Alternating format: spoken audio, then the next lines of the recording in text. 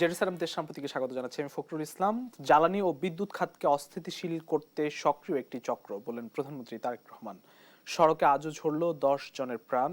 ধ্বংসপ্রাপ্ত দেশ পুনর্গঠনে কাজ করছে বিএনপি সরকার বললেন স্থানীয় সরকার ও পল্লী উন্নয়ন মন্ত্রী মির্জা ফখরুল ইসলাম আলমগীর। আজকের আলোচনার মূল বিষয় আমরা ঠিক করেছি কোন দিকে ঢাকা দিল্লি সম্পর্ক। এই শিরোনামে কথা বলতে আমার সঙ্গে স্টুডিওতে দুজন অতিথি আছেন, সরাসরি যুক্ত আছেন। আমি একটু পরিচয় করাতে চাই। আমার সঙ্গে আছেন অধ্যাপক ডক্টর নুরুল আমিন ব্যাপারী, সাবেক চেয়ারম্যান, রাষ্ট্রবিজ্ঞান বিভাগ, ঢাকা বিশ্ববিদ্যালয়। আছেন মাহফুজুর রহমান, সাবেক রাষ্ট্রদূত। দুজনকে স্বাগত জানাচ্ছি।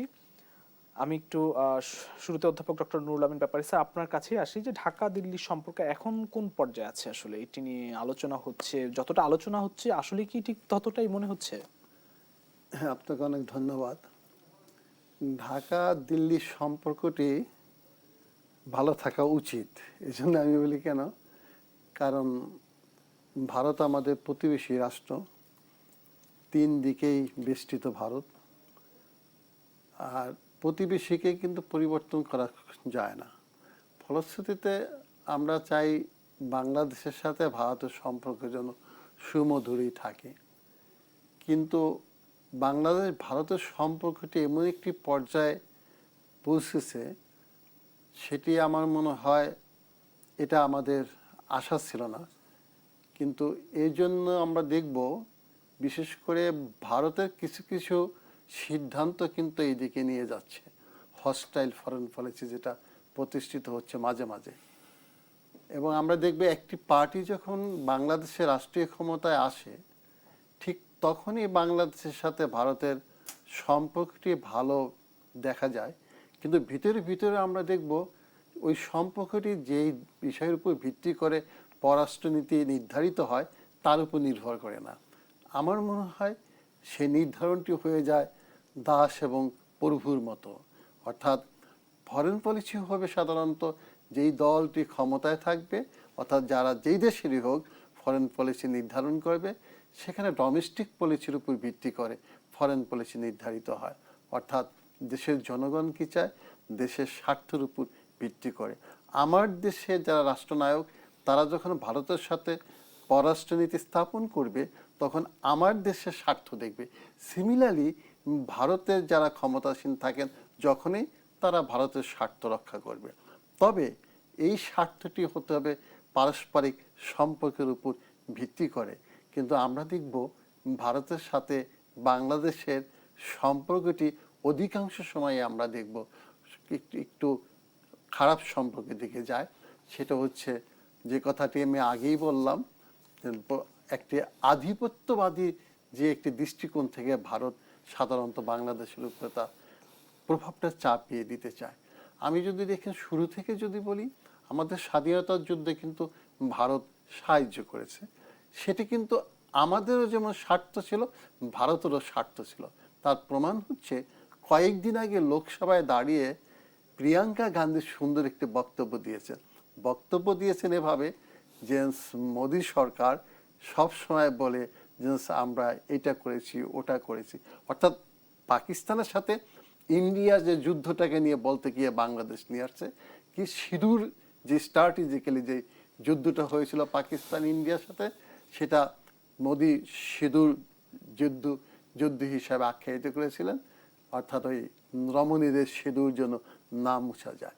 তা সেখানেও যখন অহংকার করে বলতেছিলাম আমরা জয়লাভ করেছি, এটা করেছি ওটা করেছি, প্রিয়াঙ্কা গান্ধী স্পষ্ট ভাষায় যে বক্তব্যটি বললেন, তিনি বললেন আমার দাদি, হ্যাঁ, অর্থাৎ ইন্দিরা গান্ধী 1971 সালে এমন একটি স্ট্র্যাটেজিক্যালি যুদ্ধ করেছে পাকিস্তানের সাথে, যেই যুদ্ধ পাকিস্তানের শক্তিকে দুর্বল করে দিয়েছে, একটা অংশকে আমরা সাকসেসফুলি পৃথক করতে পেরেছি।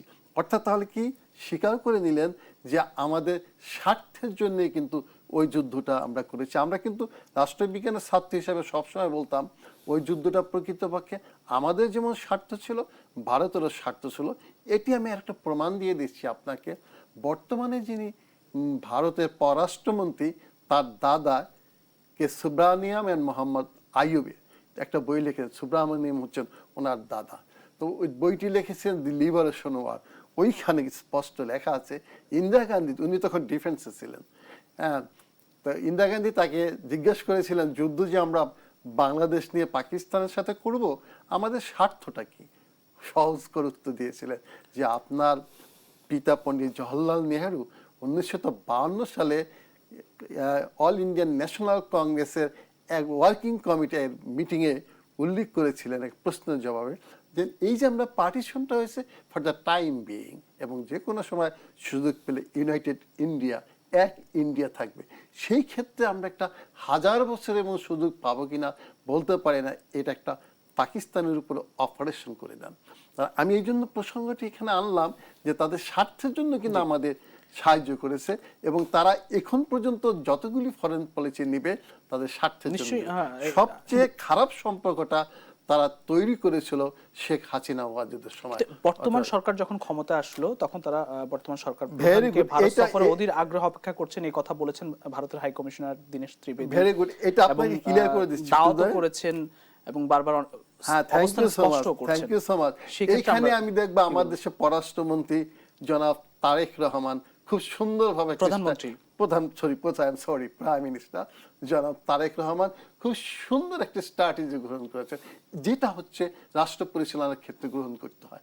তিনি কি বলছেন? প্রথমেই এসে বলছে বাংলাদেশে যখন ভারতের সাথে সম্পর্ক কি ধরনের হবে এই প্রশ্ন সাংবাদিকরা করলেন, উনি সুন্দর করে উত্তর দিলেন, ভারতের সাথে আমার দেশে কি সম্পর্ক স্থাপন করব আমরা, সেটা নির্ভর করবে আমার দেশের জনগণের উপর। আমার দেশের জনগণ যদি ভারতের সাথে সুন্দর মধুর সম্পর্কে স্থাপন করতে চায়, আমরা মধুর সম্পর্কে স্থাপন করতে চাবো। আর আমার দেশের জনগণ যদি ভারতের সাথে মধুর সম্পর্কে স্থাপন করতে চায় না, সেই ক্ষেত্রে আমার সরকার ওই দিকে অগ্রসর হবে না। বর্তমান প্রাইম মিনিস্টার কিন্তু বাংলাদেশের স্বার্থের দিকে তাকিয়ে তিনি সিদ্ধান্ত নিচ্ছেন। আপনাকে সংক্ষেপে একটা উদাহরণ দিচ্ছি। বেগম খালেদা জিয়া যখন অসুস্থ ছিলেন, জার্মানিতে যাওয়ার জন্য যখন তাকে চেষ্টা করেছিল বিএনপি, লন্ডনে, জার্মানি পরে লন্ডনে চিকিৎসার জন্য, লন্ডনে পরে গেলেন ওই সময়। কিন্তু দেখেন কে পারমিশন দেবে, কে পারমিশন দেবে? আমার দেশের সরকার, শেখ হাসিনা ওয়াজেদ। সেখানে ওই বিএনপির ওই 3-4 জনই কিন্তু এখন মন্ত্রী আছেন, আমি তাদের নাম বলবো না, 4 জন যারা বর্তমানে মন্ত্রী, তারা এই হাই কমিশনারের অফিসে গিয়ে ঘন্টার পর ঘন্টা, প্রায় 5 ঘন্টা বসেছিলেন যে পারমিশনটা দেওয়ার জন্য। দিবে কিন্তু শেখ হাসিনা ওয়াজেদ, আমার দেশের সরকার, কিন্তু নিয়ন্ত্রণ করতে কে? প্রতিবেশী ভারত। আমার দেশে প্রাইম মিনিস্টার কি স্ট্র্যাটেজি নিয়েছেন? খুব সুন্দরভাবে আপনাকে আমি বলতেছি, তাকে দাওয়াত দিয়েছে কোথায়? ইন্ডিয়া ব্রিক্স কনফারেন্সে যাওয়ার জন্য। উনি ইয়েস নো কিছু বলেননি। ফলশ্রুতিতে ওনাকে নেওয়ার জন্য, কারণ স্ট্র্যাটেজিক্যালি ওখানে ইন্ডিয়া নিতে চাচ্ছে তারও একটা সুবিধার জন্য, উনিও তার স্ট্র্যাটেজি দিচ্ছেন, ইয়েস নো কিছু বলতেছেন না। ফলশ্রুতিতে এসে কি করলেন? ভারতের হাই কমিশনার কিন্তু আমার দেশে পররাষ্ট্রমন্ত্রীর অফিসে সে রিকোয়েস্ট করলেন যে প্রাইম মিনিস্টারকে ওখানে যাওয়ার জন্য। আমার দেশে প্রাইম মিনিস্টার নিমন্ত্রণ দিয়েছে, ওটা রক্ষা করলে আমরা খুশি হব।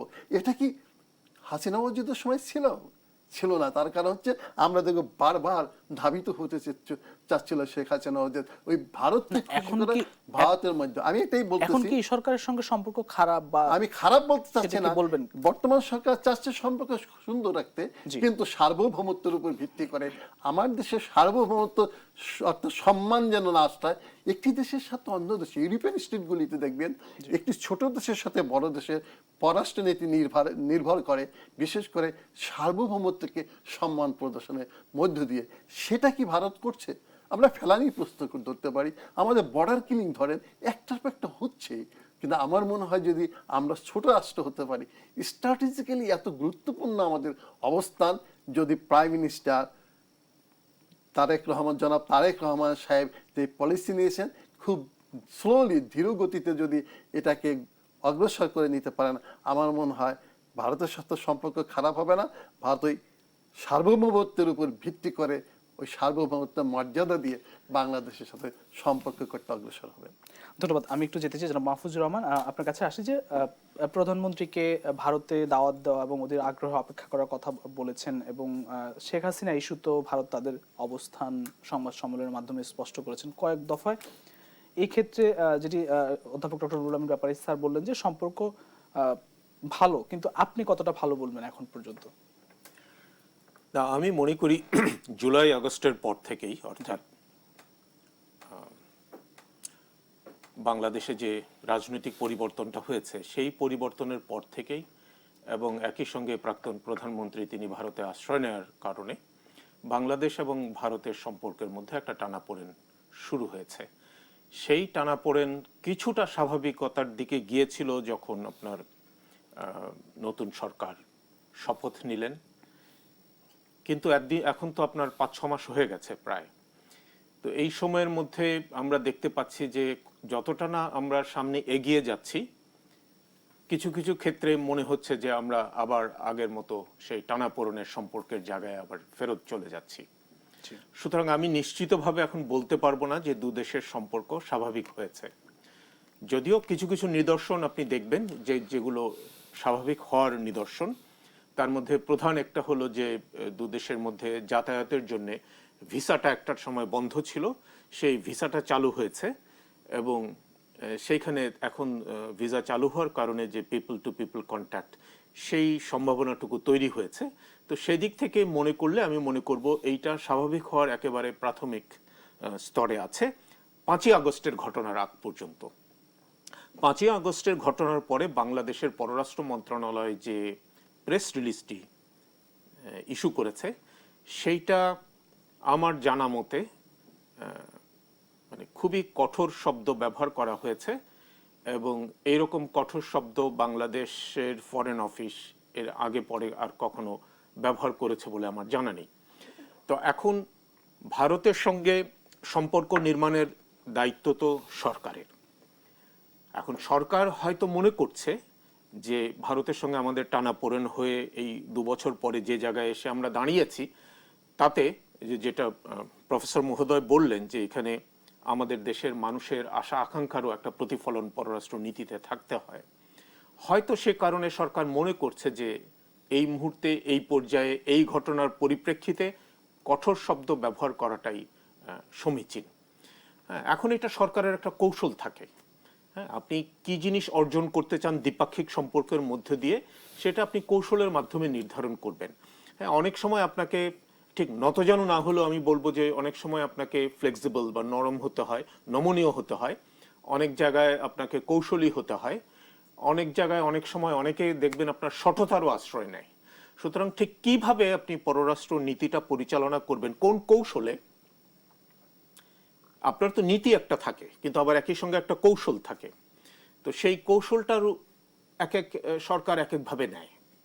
তো এইটা আপনি ফলাফলের জন্য আমাদের অপেক্ষা করতে হবে। যদি আমরা দেখি যে ফলাফল এরকম পজিটিভ একটা ফলাফল পাচ্ছি, তখন মনে করতে পারবো যে এই রকম কঠোর ভাষা ব্যবহার বা এই ধরনের কঠোর নীতি অবলম্বন করা সরকারের জন্য যথাযথ ছিল। সের জন্য আমাদের হয়তো কিছুকাল অপেক্ষা করতে হবে।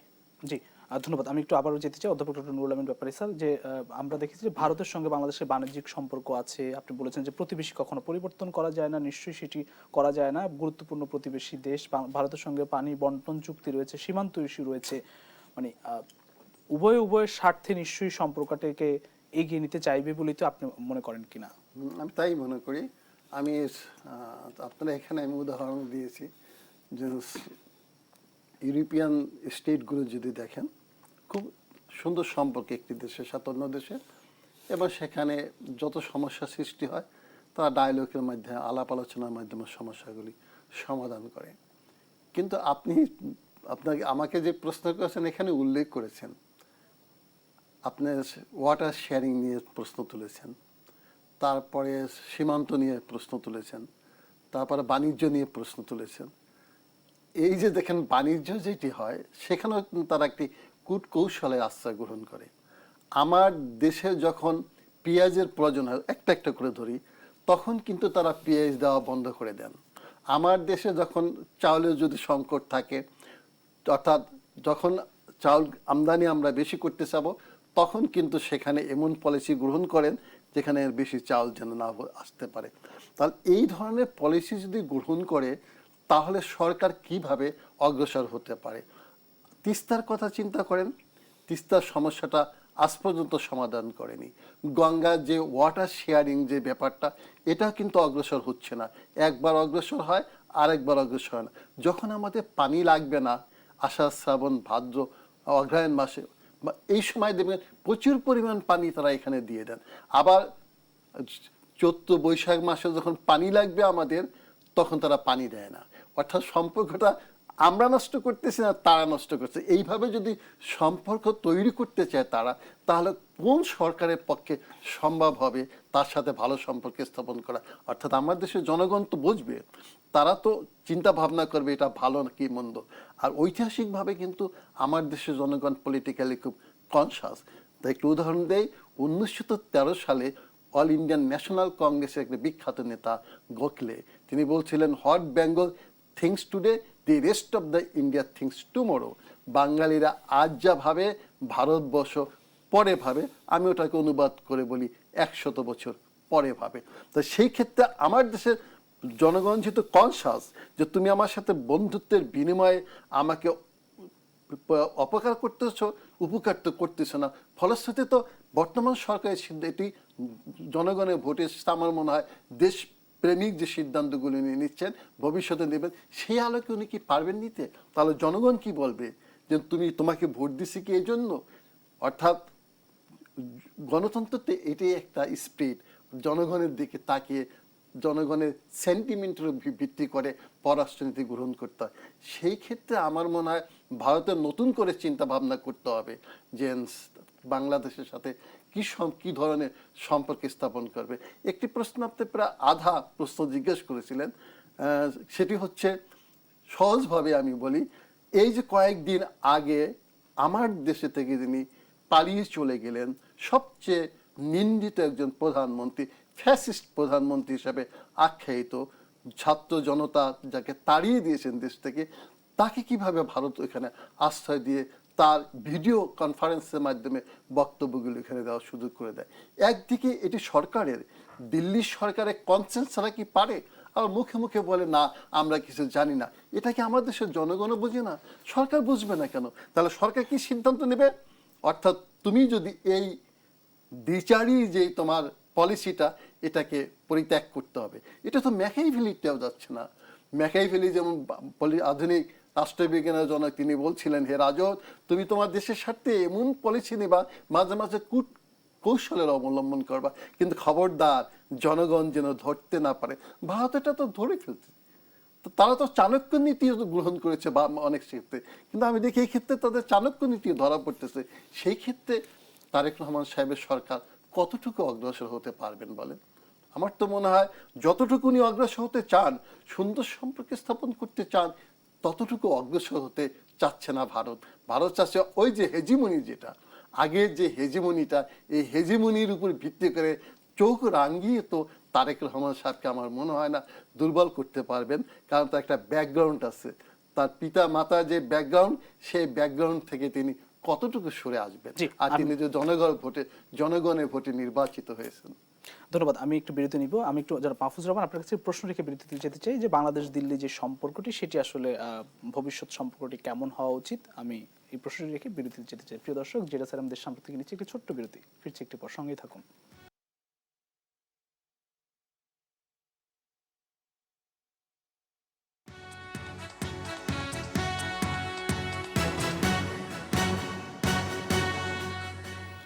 জেরুসালেম দেশ সম্পর্কে আরো একবার স্বাগত জানাচ্ছি। আমি যারা মাহফুজ রহমান, আপনার কাছে প্রশ্ন ছিল আসলে বাংলাদেশ এবং ভারতের যে সম্পর্ক, যে ভবিষ্যতে কেমন দেখতে চান আসলে, যেহেতু অনেকগুলো ইস্যু দ্বিপাক্ষিক এটা তো বলার অপেক্ষা রাখে না যে আমরা দুটো দেশের মধ্যে সম্পর্ক ভালো দেখতে চাই। কিন্তু আমি এবারেও মানে প্রফেসর মহোদয়ের কথা উল্লেখ করে বলতে চাই যে যেহেতু বাংলাদেশের জনগণ সম্পর্ক ভালো চায়, কিন্তু একই সঙ্গে একটা মর্যাদাপূর্ণ সম্পর্ক বা মর্যাদার ভিত্তিতে সম্পর্কটা রচিত হোক সেটা চায়। সেই জায়গাটায় চ্যালেঞ্জ কিন্তু আমাদের অনেক বড়, এবং সেই চ্যালেঞ্জ আমরা কিভাবে মোকাবেলা করব, এটা খুব কঠিন একটা পথ। কিন্তু আমি সবসময় মনে করি, এমনকি যদি কোনো দেশের সঙ্গে আমাদের সম্পর্ক তিক্ত হয় বা বৈরী হয়, যেটা এখন ভারতের সঙ্গে অনেকখানি আছে, সেরকম ক্ষেত্রেও আপনার কিন্তু আলাপ আলোচনার পথটা উন্মুক্ত রাখতে হয়। হ্যাঁ, আপনি আপনার শত্রুর সঙ্গেও কথা বলতে হবে। যখন যুক্তরাষ্ট্র ইরান একে অপরের শত্রু, যুদ্ধ করছে, কিন্তু একই সঙ্গে তারা কিন্তু আলোচনার টেবিলেও বসতে হচ্ছে। তো আমাদেরও সেই আলোচনার টেবিলটা খোলা রাখতে হবে। সেই দিক থেকে আমি মনে করি যে বাংলাদেশের সরকার, বিশেষ করে নতুন সরকার, আর একটু যদি সক্রিয় উদ্যোগ নিত বা একটা সক্রিয় পররাষ্ট্র নীতি অনুসরণ করত, তাহলে হয়তোবা ভারতের সঙ্গে সম্পর্কটা আরো দ্রুত উন্নত হতো এবং সেইটা তখন বাংলাদেশের শর্ত অনুযায়ী হতো। আর আপনি যদি অপেক্ষা করে থাকেন যে কবে তারা গঙ্গা চুক্তি নিয়ে কথা বলতে আসবে, কবে তারা তিস্তা চুক্তি নিয়ে কথা বলতে আসবে, তাহলে ভারতের শর্তে তখন আপনাকে সম্পর্ক নির্মাণ করতে হবে, যেটা তখন বাংলাদেশ ফার্স্ট যে নীতিটা সরকার গ্রহণ করেছে সেটার সঙ্গে যাবে না। তো সেটার সঙ্গে যেতে গেলে আপনি ভারত মানে দিল্লিতে কখন সফর করবেন, কখন আমাদের প্রধানমন্ত্রী সেখানে যাবে, কখন আমরা ওই চুক্তি করব, কখন আমরা বাণিজ্য নিয়ে কথা বলবো, এগুলো আমাদের নিজেদের ঠিক করতে হবে। এবং সেখানে আমরা কোন বিষয়গুলি তুলে ধরবো, কোন কথাগুলি বলবো, সেই বিষয়গুলো আমাদেরকে একেবারে প্রস্তুত করতে হবে। কারণ সেটা যদি আমরা এখনই এই মুহূর্তেই না করি, মানে হোমওয়ার্কটা যদি আমাদের এখন না হয়, তাহলে পরবর্তীতে আমরা দেখা যাবে যে সময় যখন আসবে তখন আমরা পিছিয়ে পড়ব। অর্থাৎ আমাদের সক্ষমতার জায়গাটা এখন মজবুত করতে হবে এবং এই সম্পর্কটাকে আমাদের ডিকটেট করতে হবে, যাতে আমি বলে দিতে পারি যে এই কাজ হবে, এইটা করতে হবে, সেইটা করতে হবে। তো সেইগুলোর জন্য আপনার দীর্ঘ পরিশ্রম প্রয়োজন হয়, আপনার মানে মেধার প্রয়োজন হয়, সক্ষমতার প্রয়োজন হয়। আমি আশা করব যে সরকার যেভাবে চিন্তা করছে, আমাদের বাংলাদেশের জনগণ যেভাবে চিন্তা করছে, যারা এটার সঙ্গে সংশ্লিষ্ট, মন্ত্রণালয় সহ অন্যান্য যারা সংশ্লিষ্ট, তারা সেই একইভাবে ওই সমান্তরালি এই কাজটা করতে এগিয়ে আসবেন। যদি সেটা না হয়, তখন হয়তো সম্পর্ক এখন যেরকম আছে তার থেকে হয়তো উষ্ণ হতে পারে, আরেকটু স্বাভাবিক হতে পারে, কিন্তু সেখানে আমাদের স্বার্থ কতটুকু রক্ষিত হবে সেটা নিয়ে সন্দেহ থেকে যাবে। ধন্যবাদ। আমি এই একটা উদাহরণ যদি দিই, আমি যেহেতু প্রফেসর মহোদয় আছে, উনি আমার সঙ্গে একই বিষয়ে যোগ করতে পারেন।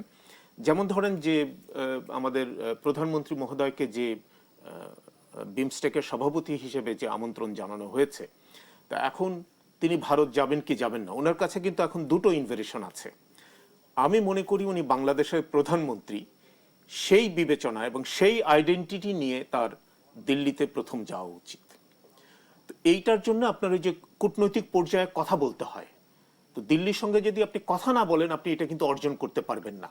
কথা বলে এমন হতে পারে যে একই দিনে বা আগের দিন গিয়ে উনি দ্বিপাক্ষিক একটা বৈঠক করে তারপর দিন উনি অন্য বৈঠকে অংশ নিতে পারে। কিন্তু সেটা যদি না করেন, তাহলে আমি মনে করি এই যে আমরা বলছি বাংলাদেশ ফার্স্ট, সেইখানে কিন্তু আমার কাছে মনে হয় যে আমরা আপোষ করব। ধন্যবাদ। আমি অধ্যাপক ডক্টর নুরুল আমিন ব্যাপারী স্যার, আপনার কাছে একই প্রশ্ন যে আসলে সম্পর্ক ভবিষ্যতে কেমন থাকা উচিত বা কেমন চান, আমি যেহেতু নতুন সরকার? আসলে তো সম্পর্ক আমরা সবাই ভালো চাই, এখন দেখতে হবে। যেমন আমার সহ আলোচক সুন্দরভাবে বলছে যে সম্পর্কটা ভালো রাখা উচিত, আমরা মানে সরকার হিসেবে আমি জনগণও চাচ্ছি।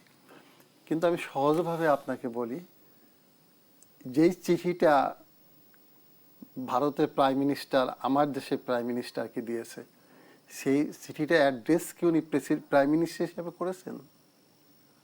আমার দেশের প্রাইম মিনিস্টারকে যখন উনি নিমন্ত্রণ জানাবেন, খুব সম্ভবত, আমি যতটুকু পুরো আমি জানি না, আমি একটা প্রশ্ন রাখছি আপনার মাধ্যমে পুরো জাতির কাছে, উনি কি চিঠিটা লিখেছেন প্রাইম মিনিস্টার হিসাবে?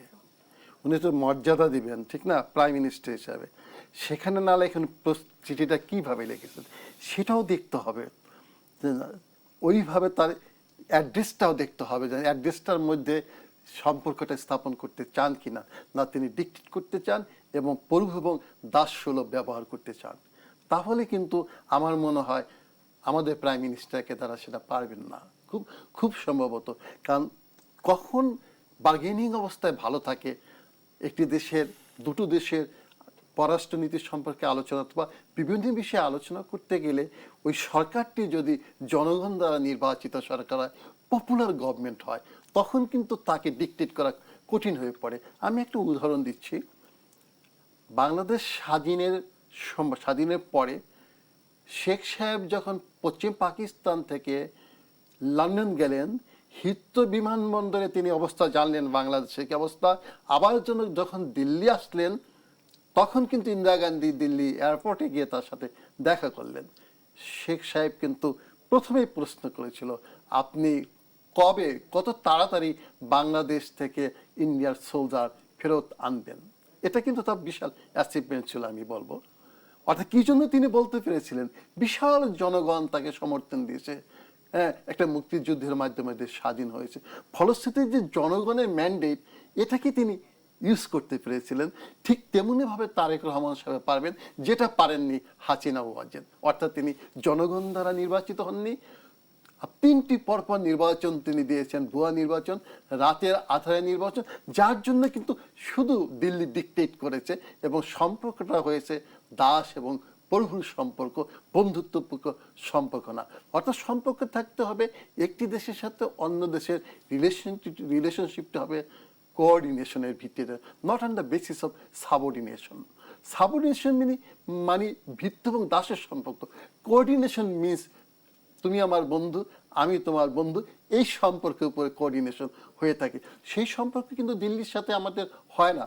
না হওয়ার অন্যতম কারণ হচ্ছে দিল্লির বিগ ব্রাদার সুলভ অ্যাটিটিউড। যে জন্য আমি যে প্রশ্নটা আপনার সামনে করলাম, এটা তো এই প্রশ্ন উনি যদি প্রাইম মিনিস্টার সে অ্যাড্রেস না করে থাকেন, আমার মনে হয় তারেক রহমান সাহেব দিল্লিতে যাবেন না। তার কারণ তার আরও তো প্রোগ্রাম আছে।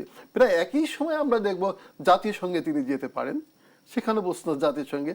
ফলশ্রুতিতে আমার মনে হয় এই অ্যাটিটিউডগুলো দিল্লিকে সরে দিতে হবে।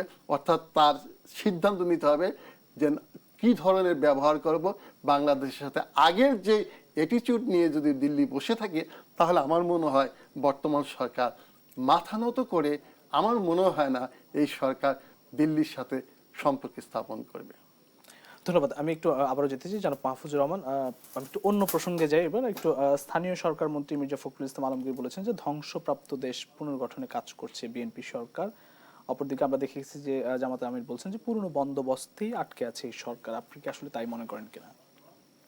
পুরনো বন্দোবস্ত কি এখন চলছে বা সরকার কি ঠিক আছে, আমি এটা খুব সংক্ষেপে উত্তর দিই এই কারণে যে এই বিষয়ে আমার কোনো এক্সপার্টিস নাই, সুতরাং আমি ঠিক ওইভাবে হয়তো আপনাকে সন্তুষ্ট করতে পারবো না।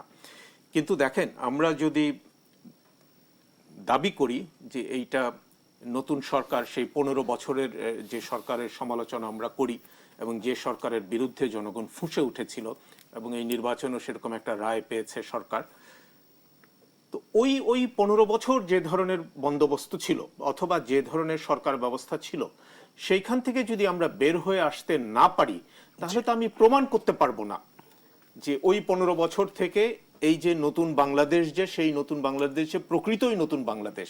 তার মানে এখানে আপনার হলো সুশাসন প্রমাণ করতে হবে আপনাকে। আগে যেমন বৈষম্য ছিল, সেই বৈষম্যটা এখন বৈষম্যহীন করতে হবে। প্রশাসন, রাজনীতি এবং একই সঙ্গে সমাজের মধ্যে যে বৈষম্য আছে সেটাও দূর করতে হবে। একই সঙ্গে আপনার জবাবদিহিতা এবং এই যে আগে যেমন আপনার কথা বলার স্বাধীনতা ছিল না এবং কথা বলার কারণে অনেকের গুম খুনের মতো ঘটনা ঘটেছে, তো সেই জায়গাগুলো এখন নিশ্চিত করতে হবে যে সেই ধরনের ঘটনা আর ঘটবে না।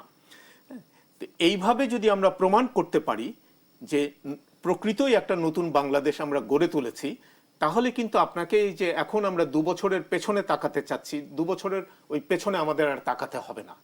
হ্যাঁ, তখন সত্যিকার অর্থেই আপনি প্রমাণ করতে পারবেন যে ওই জুলাইয়ের পরিবর্তনটা, এখন অনেকে অনেক সময় বিতর্ক করে এটা গণঅভ্যুত্থান বলবেন না বিপ্লব বলবেন, আপনি এটা যদি অর্জন করতে পারেন, এটা অটোমেটিক্যালি তখন এটাকে বিপ্লব হিসেবে লোকে ডাকবে।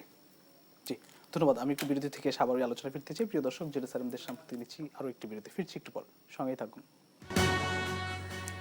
জেরুসালেম দেশ সাম্প্রতিক আরো একবার স্বাগত জানাচ্ছি। আমি অধ্যাপক ডক্টর নুরুল আমিন ব্যাপারী স্যার। আপনার কাছে আসি যে দেশ পুনর্গঠনে কাজ করছে সরকার, বিএনপি সরকার, এবং জামাত আমির অভিযোগ করেছেন যে সরকার পুরনো বন্দোবস্তে এখনো আটকে আছে। আপনার কাছে কি তাই মনে হয় কিনা? পুরনো বন্দোবস্তে কি সরকার আটকে আছে?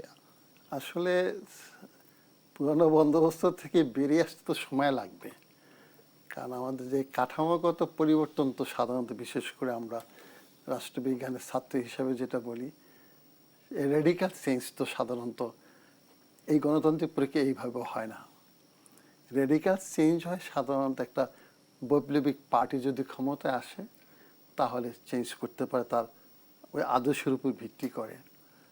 তাহলে গণতান্ত্রিক প্রক্রিয়ায় কিন্তু পুরানো যে কাঠামোটি সেটি রেখেই সংস্কারের বিভিন্ন পদক্ষেপের মাধ্যমে অগ্রসর হতে চায়। সেই ধাপে ধাপে সংস্কারের মধ্য দিয়ে অগ্রসর হতে হবে। সেই ক্ষেত্রে তো প্রাইম মিনিস্টার সাহেব সুন্দর পদক্ষেপ গ্রহণ করতেছেন। তিনি কিন্তু বারবার বলতেছেন যে আমরা জাস্ট আমাদের সংস্কারের মাধ্যমে পরিবর্তন সাধিত করব। সেখানে মনে করেন যে আইনের শাসন প্রতিষ্ঠা করতে চাবে। আমরা তো জানি আমাদের কনস্টিটিউশন আইনের শাসন আছে, কিন্তু প্র্যাকটিক্যালি তো বিগত দিনে আমরা দেখব ছিল না। তো সেইখানে যদি আপনি মনে করেন এগুলো আনতে হয়, তাহলে কিভাবে পরিবর্তন আনতে হবে আমাদের আমলাদেরও আবার মন মানসিকতা পরিবর্তন আনতে হবে, পুলিশ সার্ভিসের মন মানসিকতা পরিবর্তন, বিভিন্ন সেক্টরে যারা আছেন তাদের আনতে হবে। সেটা সময় লাগবে। কেন? এত খারাপভাবে পলিটিসাইজড হয়ে গিয়েছিল আগে 15টি বছর। সেখান থেকে কিন্তু অ্যাডমিনিস্ট্রেটিভ যে বিষয়টা এখানে চেঞ্জ করতে সময় লাগবে ধীরে ধীরে। আর সাধারণত একটা জাতির ক্ষেত্রে 5 বছর কিন্তু যথেষ্ট সময় না। একটা ব্যক্তি জীবনে কিন্তু 5 বছর 10 বছর বিশেষ সময়, কিন্তু একটি জাতির জন্য 5-10 বছর কোনো সময় না। কারণ ইনস্টিটিউশন বিল্ড আপ করতে হলে সময় প্রয়োজন হয়। Institution is like a tree, the more it will live, the more it will be stronger. একটা গাছ লাগালে ছোট, যখন সাথে সাথে তুলে যাবে 10-15 দিন পরে চারা গাছ লাগালে, কিন্তু আমি 5-10 বছর পরে দেখবো ওটা এত গঠিত হয়ে যাবে, শিকড়গুলো মাটির সাথে বিশাল গাছ হয়ে যাবে। যেমন ঢাকা বিশ্ববিদ্যালয় ভাইস চ্যান্সেলর বাসার সামনে বিশাল গাছ, 1000-5000 লোক কিন্তু গাছ ভাঙতে পারবেন না। ফলশ্রুত ইনস্টিটিউশনগুলি এইভাবেই ব্যক্তি জীবনে যেমন অ্যান্টিবায়োটিক দিয়ে রোগ সারানো যায়, কিন্তু ইনস্টিটিউশনের ক্ষেত্রে কোনো অ্যান্টিবায়োটিক দেওয়া যায় না। সেই ক্ষেত্রে সময় দিতে হবে। আর একটা আদর্শের উপর ভিত্তি করে ইনস্টিটিউশন গড়তে হবে। যদি গণতান্ত্রিক আদর্শ, তার উপর ভিত্তি করে আইনের শাসন প্রতিষ্ঠা করেন। তারপর কি করতে হবে? আপনাকে আইনের শাসন শুধুমাত্র নিজের ক্ষেত্রে আপনি আইন মানবেন না, অন্যকে কঠিন করে আইন মানা, এটা হবে না। গণতান্ত্রিক ইনস্টিটিউশনগুলোকে দেখেন, শাসন বিভাগ, আইন বিভাগ, বিচার বিভাগ, তাকে স্বাধীনভাবে কাজ করতে দেন। তারপরে দুর্নীতিটা কমাই ফেলেন। ফার্স্ট উচিত হবে বর্তমান সরকারে দুর্নীতি দমন করা। একমাত্র দুর্নীতি দমন যদি করতে পারেন কঠিন আইন প্রয়োগ করে, তাহলে দেখবেন গভর্নমেন্টের চেহারা, দেশের চেহারা চেঞ্জ হয়ে যাবে। প্রমাণ হচ্ছে সিঙ্গাপুরে কিন্তু নির্বাচনের উপরে এত গুরুত্ব দেওয়া হয় না, কোনটা কি হলো, কিন্তু আইনের শাসন, দুর্নীতি কি করবেন তাকে ধরে। আমার দেশের সম্পদ বিদেশে পাচার হয়, সেটি দেখতে হবে। এই গভর্নমেন্টের জন্য এখানে কারা কারা আছে। এত গরিব একটি দেশ, সেই দেখেন বিদেশ থেকে এই মানুষগুলি, আমার দেশের মানুষগুলি সম্পদ মানে টাকা পাঠায়, হ্যাঁ, চাকরির বিনিময়ে যে কারেন্সিগুলি পাঠাচ্ছে, রেমিটেন্স পাঠাচ্ছে, এটা কিন্তু আমার দেশের এই যারা রাষ্ট্রীয় ক্ষমতায় আছে, বিশেষ করে নির্বাচন করে ক্ষমতায় গিয়ে মন্ত্রিত্ব গ্রহণ করে, তারা কিন্তু টাকা লুটপাট করে বিদেশে পাচার করে। আমি এই গভর্নমেন্ট সম্পর্কে এখন পর্যন্ত বলতেছি না, এটার জন্য গভর্নমেন্ট অ্যালার্ট থাকতে হবে। অর্থাৎ এইগুলো যদি কঠোর করা যায়, তাহলে দেখবেন মানুষ আস্থা আসবে। মানুষের আস্থা হচ্ছে, জনগণের আস্থা হচ্ছে গভর্নমেন্টের বড় সম্পদ। কনফিডেন্সটা যদি পেয়ে যায় জনগণের, তখনই কিন্তু সরকার অগ্রসর হতে পারবে এবং প্রাইম মিনিস্টার তার হাতকে শক্তিশালী করতে পারবে। তা না হলে প্রাইম মিনিস্টার কিন্তু অনেক দেশে বিপদে পড়ে যায়। কারণ ওই দুর্নীতিবাজরা ওরা এমন করে একটা ভিসিএস সার্কেল তৈরি করে, যার ফলশ্রুতিতে প্রাইম মিনিস্টার যখন ভালো সিদ্ধান্ত নিতে যাবেন, তখন দেখবেন কনস্পাইরেসি শুরু করে দেবে। সহজভাবে আমি বলি, আমি পশ্চিমবঙ্গ নিয়ে এত কিছু বলবো না, কিন্তু মমতা ব্যানার্জি কিন্তু গ্রাসরুট লেভেল থেকে এই পর্যন্ত এসেছিলেন। সেখানে কি করছে দেখেন, তার পার্টিটা এখন ছিন্ন বিচ্ছিন্ন হয়ে গেছে। যদিও তার পার্টিতে দুর্নীতিকে তিনি দমন করতে পারেন নাই, কিন্তু কি হলো, ওই সুযোগ যাদের দিয়েছেন তারাই শেষ করে দিয়েছেন পার্টিকে। সিমিলারলি আমি তারেক রহমান সাহেবের নিকট অনুরোধ করব, আপনার মাধ্যমে যদি কেউ দুর্নীতিগ্রস্তরা যদি শাস্তিপ্রাপ্ত না হয়, এরাই কিন্তু একদিন আবার ষড়যন্ত্র করবে। ফলশ্রুতিতে ওই আপনার তারেক রহমান সাহেবের পিতা এবং মাতার পদাঙ্ক অনুসরণ করে যদি অগ্রসর হতে পারেন, তাহলে আমার মনে হয় এই 5-7 মাসে জনগণ কিন্তু কিছু মনে করবে না। কিন্তু একটা সময় কিন্তু জনগণ দেখবে তুমি কত সময় নিচ্ছ। আর সবচেয়ে বেশি হচ্ছে ইকোনমিক ক্রাইসিসটা দেখা দিবে। সেটি হচ্ছে আমার দেশে এত টাকা বিদেশে পাচার হয়েছে, ব্যাংকগুলি দেখবেন অর্থশূন্য, লিকুইডিটি ক্রাইসিস দেখা দেয় মাঝে মাঝে। ফলশ্রুতিতে আমার মনে হয় অর্থনৈতিক ক্রাইসিসটাই হবে প্রথম দিকে আসবে। এটাকে সুন্দরভাবে হ্যান্ডেল করতে হবে এবং তার বন্ধু খুঁজতে হবে। একমাত্র মার্কিন যুক্তরাষ্ট্রের দিকে তাকালে হবে না, আবার চীনের দিকে তাকালে হবে না। এমন একটি ফ্রেন্ডশিপ তৈরি করতে হবে ব্যালেন্সটা যেন ঠিক রাখতে পারে, অর্থাৎ মার্কিন যুক্তরাষ্ট্রকে যেন হাতে রাখতে পারে, চীনকেও যেন হাতে রাখতে পারে। ফলশ্রুতিতে হবে কি, তার ইকোনমিক ক্রাইসিসে যেন না পড়তে হয়। আর জি। ওয়ার্ল্ড ব্যাংক মনে করেন, এশিয়ান ডেভেলপমেন্ট ব্যাংক, তারপর IMF, এরা সবসময় কিন্তু নিজেদের স্বার্থ দেখে, এবং তাদের কথা না শুনলে গভর্নমেন্ট একটু ক্রাইসিসে পড়লে তখন এমনভাবে ধরে গভর্নমেন্টকে কুপকাত করে ফেলায়। ফলশ্রুতিতে তাদের সবসময় পরম বন্ধু হিসাবে ধরতে হবে না, অর্থাৎ এমন স্ট্র্যাটেজি দিতে হবে যে তারাও যেন প্রকৃতপক্ষে ডিকটেট না করতে পারে। আপনি বলছেন যে আইনের শাসন এবং দুর্নীতি রোধ করতে হবে, এটা সেই ক্ষেত্রে সবচেয়ে এখন বড়। পর্যন্ত যদিও 5 মাস কিংবা 5.5 মাস কিন্তু মূল্যায়নের সময় না, কিন্তু এখন পর্যন্ত কতটুকু সেই পথে আছে সরকার? আমার মনে হয় কিছু পলিসি প্রাইম মিনিস্টার সুন্দরভাবে অগ্রসর হচ্ছেন, এবং সহজভাবে আমরা যদি যেটা দেখতেছি, এই যে যা মন্ত্রিত্ব যাদের দিয়েছেন, আমার মনে হয় উনি একটা মূল্যায়ন করবেন। হ্যাঁ, 180 দিন না কতদিন একটা মূল্যায়ন করবে, তারপর তিনি দেখবেন কারা কত যোগ্য কিনা অযোগ্য, অথবা তাদের নামে কোনো দুর্নীতির কোনো আসছে কিনা।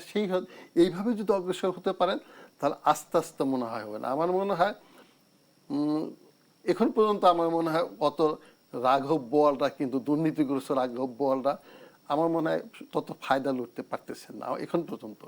সামনে হয়তো বা করে, যেমন করে উচিত হবে ওনার এই বিশেষ করে আমলারা একজন আমি এক জায়গায় একটা বলি, একজন ডিসি যদি অন্য এক জায়গায় ট্রান্সফার হয়, যদি অর্থের বিনিময়ে হয়, তাহলে এই টাকা কিনে মনে করেন 10 কোটি টাকা দিচ্ছে, এই টাকা কি জন্য দিবেন? টাকাগুলো উঠাবেন। তো এই ধরনের যারা যেই সার্কেলটা এটার সাথে আছে, তারা কিন্তু আগে সরকারের সাথে ছিল।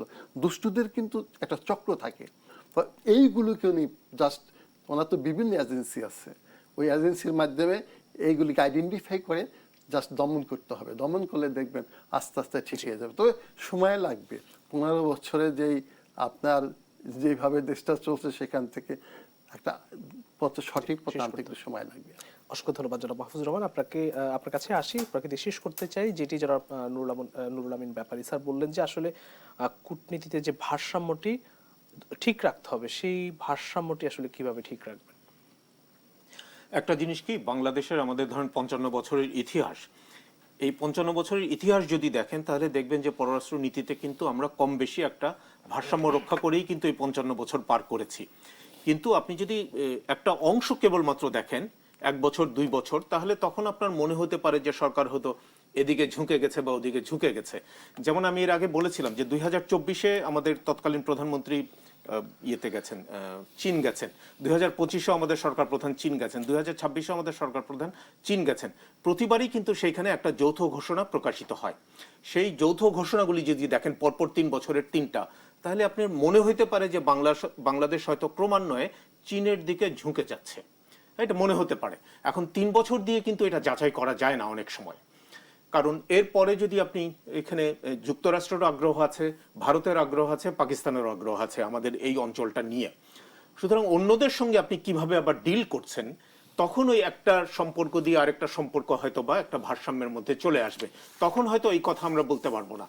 এই আগের সরকার আপনার 15 বছর ছিল বলে প্রথম 5 বছর কিন্তু বোঝা যায়নি, তারপর থেকে ক্রমান্বয়ে বোঝা যাচ্ছিল যে সে সরকারটা ভারতের দিকে ঝুঁকে যাচ্ছে।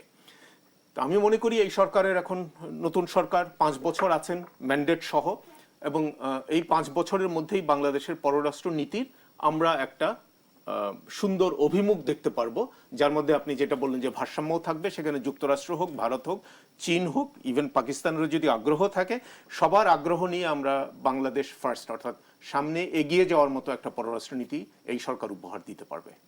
অসংখ্য ধন্যবাদ জনাব মাহফুজুর রহমান এবং অধ্যাপক ডক্টর নুরুল আমিন ব্যাপারী স্যার, দুজনকে আবারও ধন্যবাদ জানাচ্ছি। প্রিয় দর্শক, জেরেসালাম দেশ সাম্প্রতিক নিচ্ছি আজকে এখানে শেষ করছি। আবারও দেখা হবে আগামীকাল একই সময় অন্য কোনো অতিথিকে নিয়ে। সে পর্যন্ত সবাই ভালো থাকবেন, সুস্থ থাকবেন। শুভরাত্রি।